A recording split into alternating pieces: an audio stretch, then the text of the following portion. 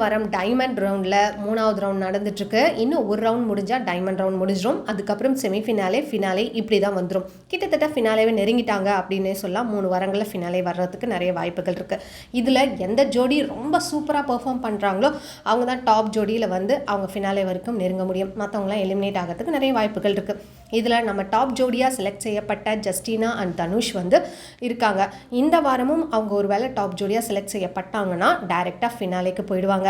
அதனால் அவங்க அந்த ஒரு பயத்தில் இருக்காங்க, ஃபினாலேக்கு போயிடணுமே அப்படின்னு சொல்லிட்டு. ரவீனா அண்ட் விக்னேஷ் பார்த்திங்கன்னா நம்ம இந்த வாரம் ஏதோ ஒரு டாப் ஜோடி ஆகிட்டு இல்லைனா ஃபினாலே வரைக்கும் போகிறதுக்கான நிறைய எஃபர்ட் போடணும், கடந்த 2-3 வாரங்களாக சரியாக பண்ணல அப்படின்ற ஒரு நோக்கத்தில் இருக்காங்க. ஸோ அதன் அடிப்படையில் இந்த தடவை ட்ரிபிள்ஸ் ரவுண்ட், அது என்ன ட்ரிபிள்ஸ் ரவுண்ட் அப்படின்னு பார்த்திங்கன்னா 3 எலமெண்ட் யூஸ் பண்ணி ஆடுறது.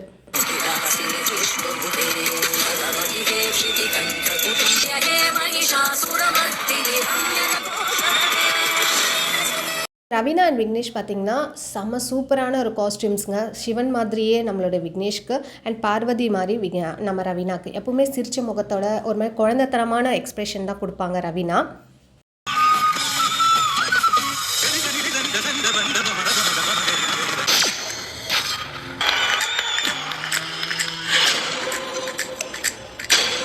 இந்த தடவை சிவன் அண்ட் பார்வதி ரொம்ப உக்கிரமாக அந்த தாண்டவம் ஆடுவாங்கல்ல, அந்த மாதிரி ஆடும்போது வேறு லெவலில் இருந்துச்சு.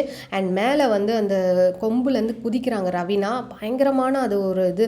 டக்குன்னு ஜம்ப் பண்ணி கீழெல்லாம் கையெல்லாம் ஊனாமல் அப்படியே ஜம்ப் பண்ணாங்க, ஸ்ட்ரைட் ஜம்ப் அப்படியே பண்ணுறாங்க. அதெல்லாம் தான் ரொம்ப பெருமிதமாக சொல்லிட்டு இருந்தாங்க சாண்டி அண்ட் ஸ்ரீதேவி, நிக்கி கல்ராணி எல்லாமே.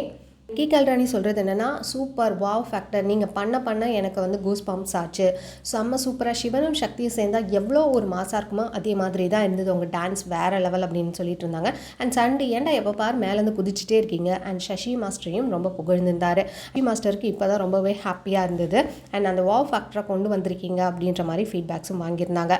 ஒரே ஒரு மிஸ்டேக் என்ன அப்படின்னு பார்த்தீங்கன்னா, ரவீனா வந்து அந்த உடுக்கையை தூக்கி போடும்போது விக்னேஷ் வந்து தவற விட்டுருப்பாரு. அதனால் ஒரு சின்னதாக லைட்டாக பாயிண்ட் நான் கம்மி பண்ணுவேன், அதை தவிர வேறு எது மிஸ்டேக்கும் இல்லை அப்படின்ற மாதிரி சொல்லியிருந்தாங்க.